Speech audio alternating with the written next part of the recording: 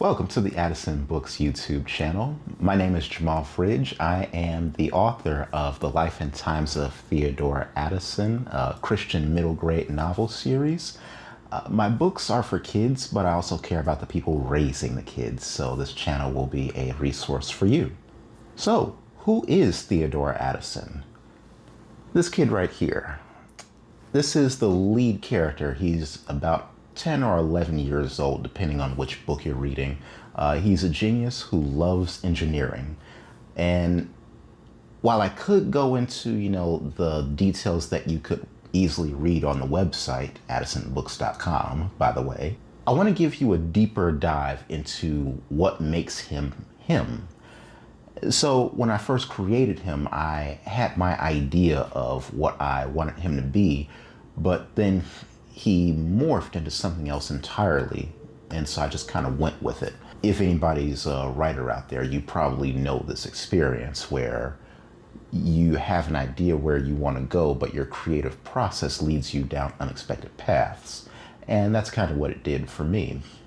So if there's a key word that describes Ted's life, it would be the word vindication. Ted is a troubled kid when we first meet him. There's a point where his best friend, Derek, that being this kid right here in the green, he moves away.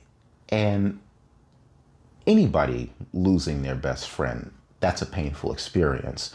But it was especially stinging for Ted because he's very smart. And part of that sometimes means that it is difficult for him to connect with his peers. But Derek was really smart too, so he had somebody on his wavelength. Derek also was pretty adept at martial arts, and so if they ran into bullying or, like any kind of trouble, Derek could be there to defend them. But, life goes on. And so next year, Ted starts the 5th grade. He's basically friendless. That alone isn't the end of the world, but now he's in class with not one, but 5 bullies, and they're all keyed directly on him. So the plot of My New Home opens up with him receiving yet another beating from that group. And the year's only really just gotten started. It's probably late September. So what's he supposed to do? His parents, they want to jump in, but, his parents can't fight his battles for him. And the school's not really helping since they don't really see anything happening. So Ted gets desperate. He starts looking at some of his old invention ideas that he worked on with Derek before he moved, but there's a problem. Derek has not called him in months.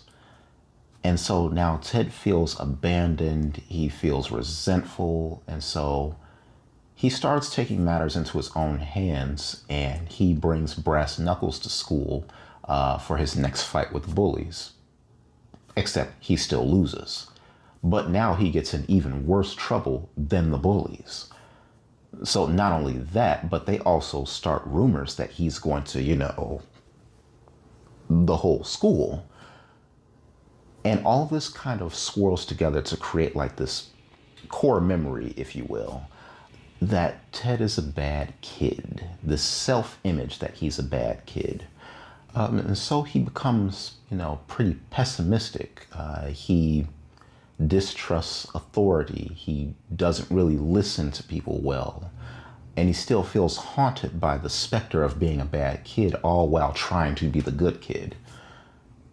Things work out for him, and he's able to use his smarts to save himself and those around him, but he never gets the vindication that he longs for.